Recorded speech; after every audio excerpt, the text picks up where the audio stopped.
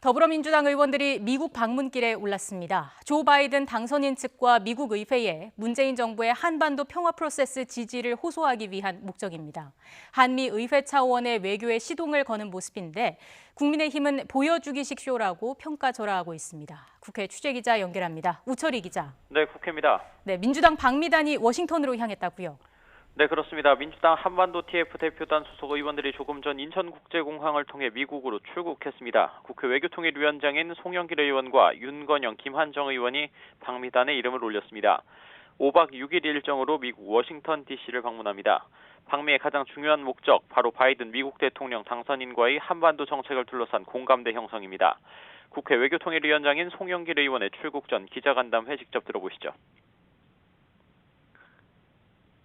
문재인 대통령께서 말씀하신 해왔던 한반도 평화 정책이 잘 바이든 행정부에서도 수용이 되고 상호 이해가 높아지도록 노력을 하겠고요.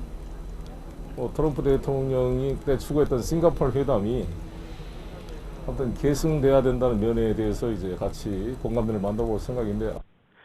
다만 민주당 의원들의 방미 성과 달성에는 어느 정도 한계도 있을 전망입니다. 협의 대상이 바이든 당선인 측 참모진보다는 주로 미국 의회 관계자들이기 때문입니다.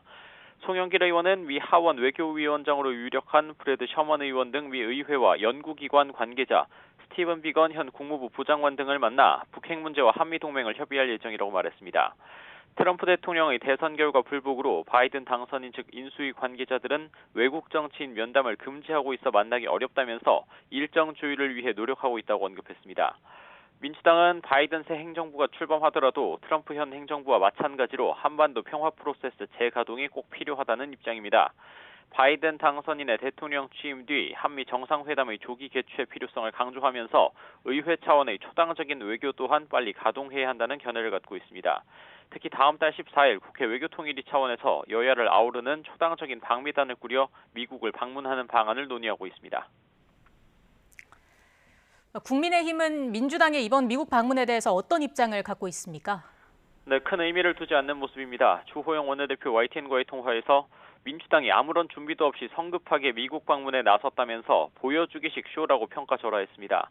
트럼프 현 대통령이 아직 대선 결과에 승복하지 않는 상황에서 대체 누굴 만나겠다는 것이냐고도 지적했습니다. 특히 바이든 당선인은 문재인 정부의 한반도 평화 프로세스와는 생각이 많이 다르다면서 일방적으로 몰아붙이면 도로 부작용만 생긴다고 말했습니다. 국민의힘은 바이든 당선을 크게 반기면서 문재인 정부의 정책 변화를 이끄는 계기가 되길 기대하고 있습니다. 국민의힘이 평소에 강조했던 철저한 북한 비핵화 우선과 한미동맹 강화 원칙이 바이든 당선인의 기조와 부합한다고 보기 때문입니다. 조만간 자체 방미단을 꾸려 미국을 방문하는 방안도 논의하고 있습니다. 당내 외교안보특위 위원장인 박진 의원이 바이든 당선인과 한미 의회 외교의 파트너로서 친분이 있는 만큼 국민의힘의 입장을 적극 전달하겠다는 방침입니다. 다만 아직 구체적인 일정까지는 계획하지는 않고 미국 대선 결과가 최종 정리되는 것을 보고 결정하겠다는 입장입니다. 지금까지 국회에서 YTN 우철입니다.